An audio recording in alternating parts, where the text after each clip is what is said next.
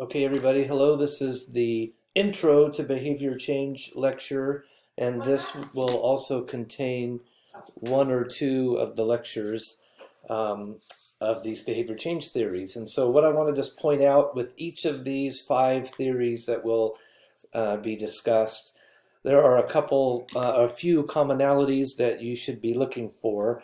Uh, First of all, one concept that is universal throughout all of these behavior change theories is the concept of self-efficacy. So you will see this in, I believe, if not 5 out of 5, 4 out of 5 of these behavior change theories.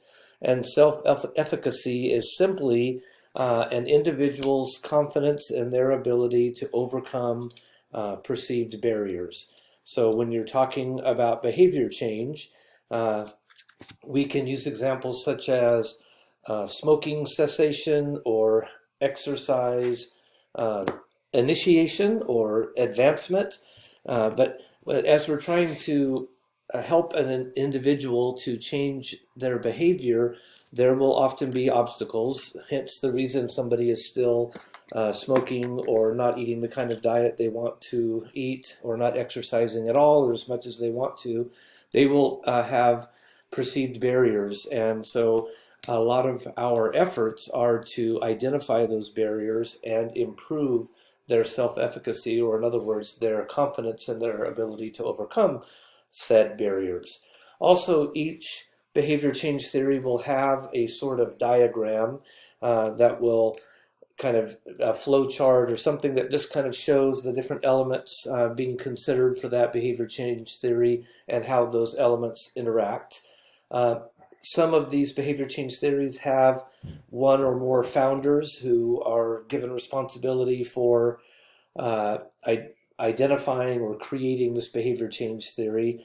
And finally, each behavior change theory will have their constructs or the basic elements of that theory. So just to kind of have you be looking for those different elements, the self-efficacy, the flowchart or diagram, the founder for a given theory, and the constructs related to that theory, that might help you increase your ability to differentiate between the various theories. So we'll begin with health belief model, and this is a behavior change theory that is used quite widely and does indeed have a couple of unique concepts behind it. As you see, it was developed in the 1950s by social psychologists dealing with U.S. Public Health Service. So some of the theories that are used to create this behavior change theory include the stimulus response theory. Uh, Basically, we get negative or positive reinforcement with a given behavior, and obviously if we get continued positive reinforcement, we will continue down that road. With negative reinforcement, we will stop that behavior. Also, cognitive theory gets into an individual's kind of the way they value the outcome. So if I take this action, this is the promised or expected outcome, and I value that, so therefore I have this expectation, and that may make it more likely for me to make a given decision. And so that kind of relates to the value expectancy theory. People, and it relates directly to health, people wanting to avoid getting sick in the first place or to get well after they've been sick. And then that kind of connection between, if I take this specific health action, that will then prevent or an illness or help it get better. So those are some of the concepts involved with health belief model. And here is the diagram for this first theory. So just give yourself some time to kind of look at all of these different concepts that relate to this model. Down on the bottom, you see individual perception, and then you see modifying factors, and then you see likelihood of action.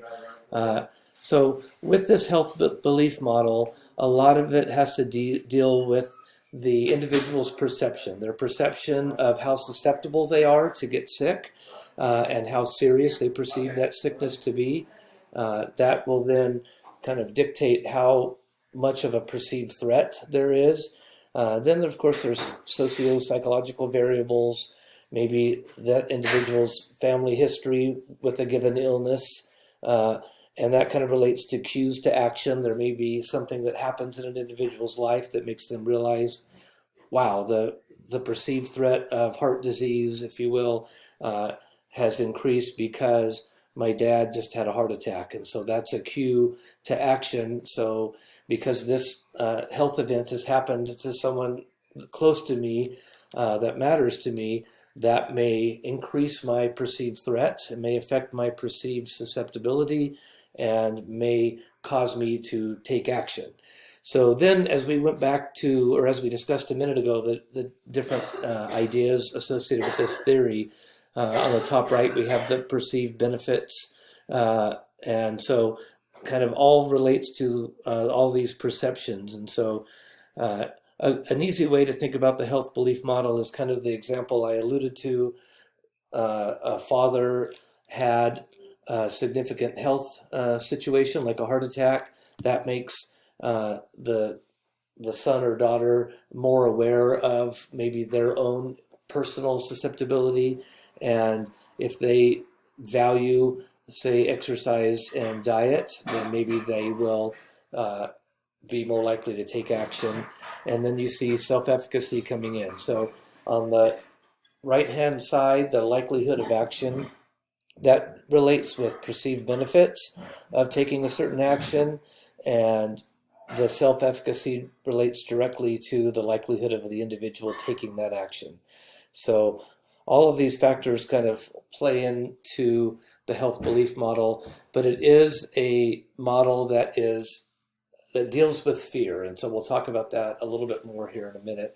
But these are the constructs: perceived susceptibility, severity and seriousness, threat, and then perceived benefits and perceived barriers. So hopefully you can see how all those come together, and that's where the cue to action really comes into play, because something often occurs in an individual's life that will motivate them and help them maybe feel some urgency to change their behavior. So there's, you'll see a couple different definitions of self-efficacy.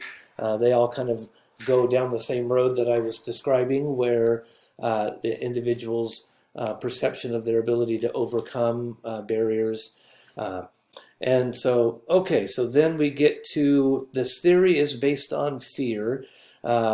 And so for some, as I mentioned the other day in class, talking about these behavior change theories, as you learn the differences between these theories and you have those in mind when you're dealing with a patient, you may realize that for a given patient, this model may be more effective than a different model.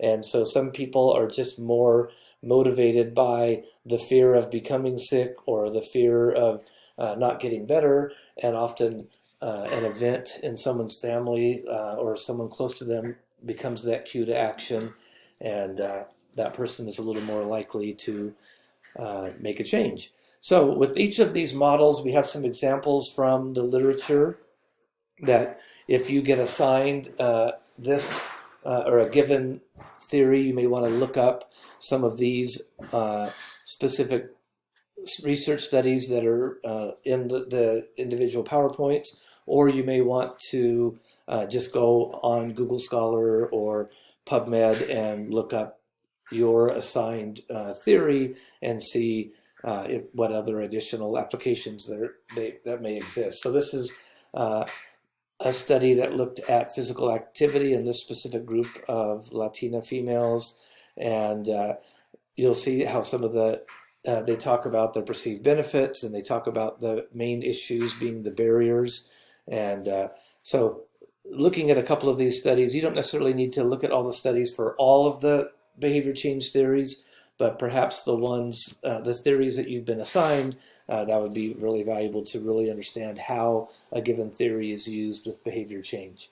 Here's another health belief model study where they were looking at physical activity in a different group of subjects. So that will finish our first recorded lecture about behavior change theory, and there will be more coming.